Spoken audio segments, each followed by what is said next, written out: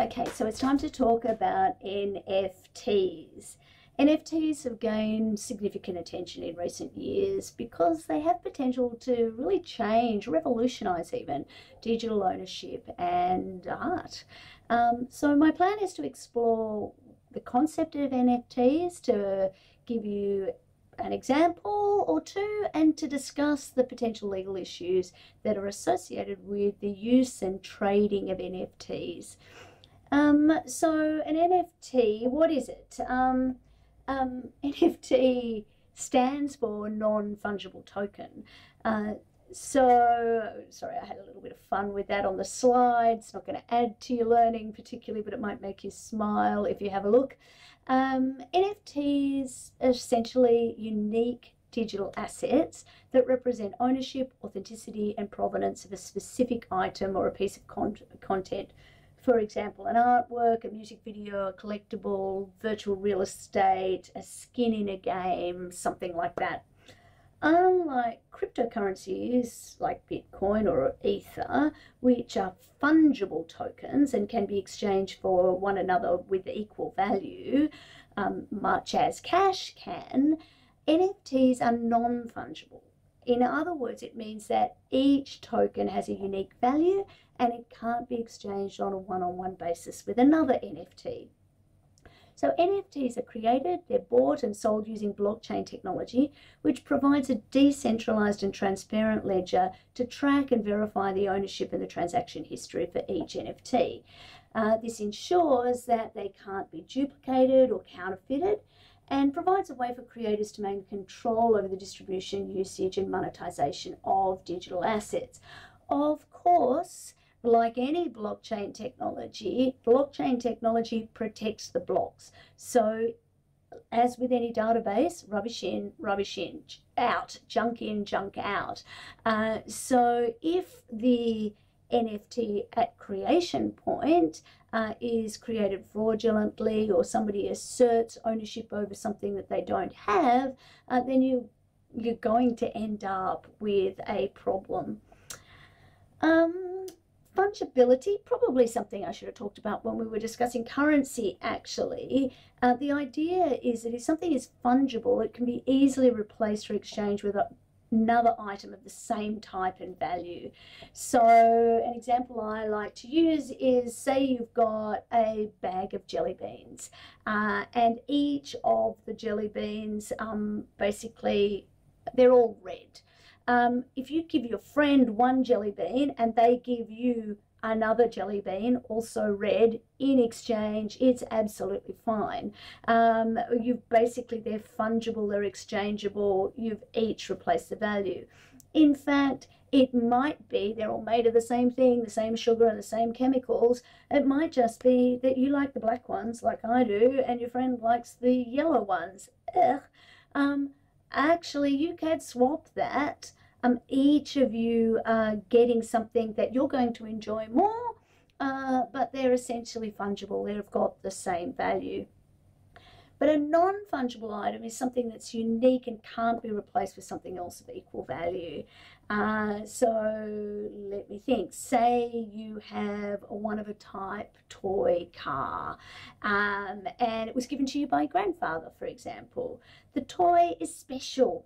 It's not easily replaced because it's a one-of-a-kind, but also it has a sentimental value for you and a unique history that sits with it.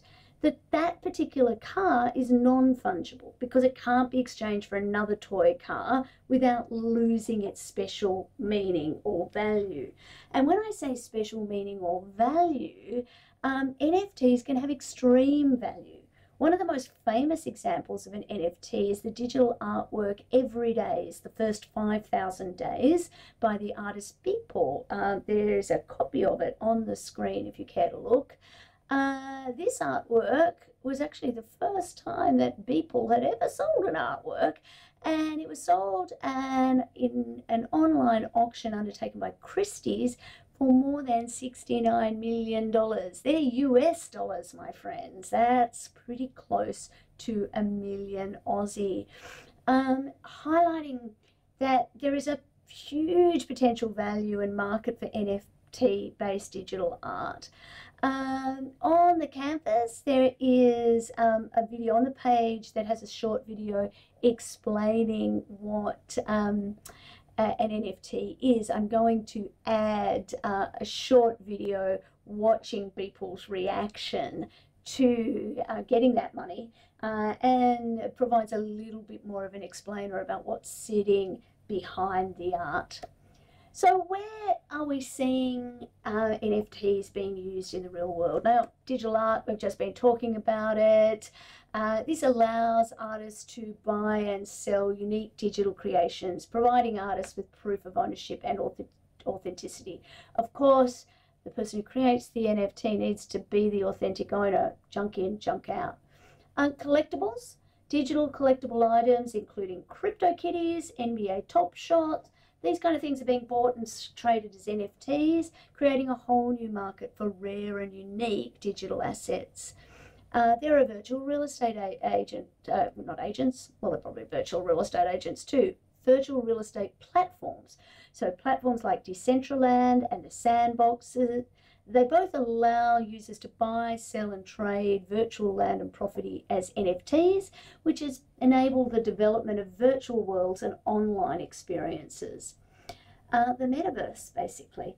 Virtual goods and in-game items have been very popular. NFTs are used to represent these virtual goods and in-game items in video games, providing players with opportunities to own, trade and sell digital assets across different gaming platforms. Music, musicians and artists are using NFTs to sell digital albums, tracks or exclusive content, providing fans with unique ownership rights and new ways to support their favourite artists. Event tickets. NFTs can be used to create limited edition verifiable event tickets that can be bought, sold and traded. The idea behind this is ensuring the authenticity and reducing the risk of counterfeit tickets and of basically, what do you call it? Having a senior moment here. The exercise of basically selling tickets at inflated prices. Domain names. Decentralized domain name systems like Ethereum name service and Unstoppable domains use NFTs to represent ownership of the domain names, allowing users to buy, sell and trade their digital online addresses. There are intellectual property rights. NFTs can be used to represent ownership of intellectual property, for example, copyrights or patents, providing transparent and secure methods for tracking and transferring those rights. We're seeing more and more in fashion and apparel. NFTs are being used to create digital fashion items and virtual clothing, allowing users to own, trade and showcase unique digital outfits in virtual environments as well as on social media. And then the last one I have on the screen is tokenized real-world assets. So NFTs can represent ownership of real-world assets, so physical art, collectibles or real estate, enabling fractional ownership and simplifying the process of buying and selling and trading those assets. So effectively, by tokenizing an artwork, we can see an opportunity to create a fund, each of which, each member of that could own a very small fraction of the token that ultimately funds the ownership of or the investment in that piece of art or property or other high value asset. As NFTs continue to grow in popularity, of course, there are going to be risks and a range of different legal issues arise. And as much as possible, I like to focus again on the Australian law, but your reading and your research is going to really show you probably more quickly what's happening in the US.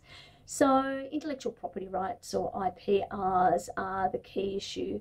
If you're going to purchase an NFT, you want to assume that you're acquiring the full intellectual property rights to the underlying assets, but it might not be the case, as the rights transferred depend on the terms of the specific NFT sale. So it's actually a question of contract law as to what it is that you ultimately get. And it's going to be essential to clarify the extent of intellectual property rights granted. For example, does it include a right to reproduce the work, to distribute it, or to display it in public? further, if the thing that has been tokenized is in fact created by an artificial intelligence, is it actually protected by intellectual property at all? Is there in fact anything that you can receive transfer of? Copyright infringement. Unauthorized copying or distribution of copyrighted works in the form of NFTs can result in copyright infringement claims. Both NFT creators and platforms need to be aware of the potential liabilities to ensure that they have the necessary permissions to use the copyright material.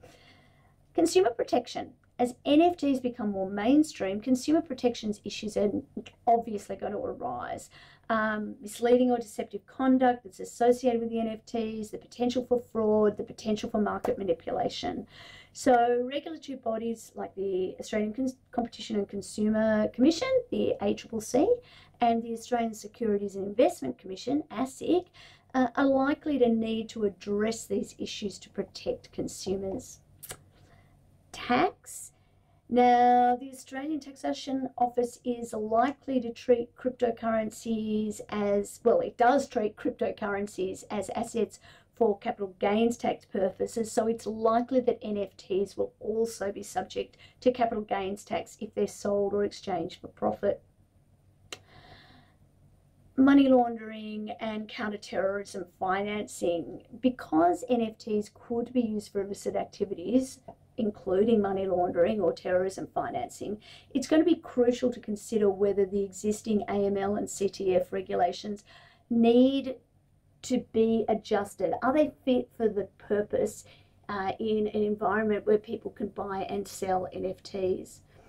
And of course, smart contracts, which we're going to get to in the final lecture. Because NFTs often rely on smart contracts to facilitate their creation, their sale, or their transfer, the legal enforceability of smart contracts and their compliance with Australian contract law are going to be essential considerations. So I do have a slide I'm going to get you to have a look at where what I've tried to do is provide a very broad outline of different ways of thinking about mitigating those risks.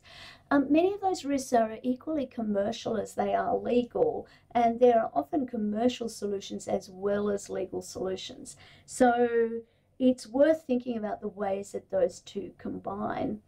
And then the final lecture, which I hope I will be recording today and getting to you by the end of the week or by the time these are due, I want to focus or come back full circle to smart contracts and look at what some of the issues are there. Questions, concerns, frustrations, compliments, you know where to find me.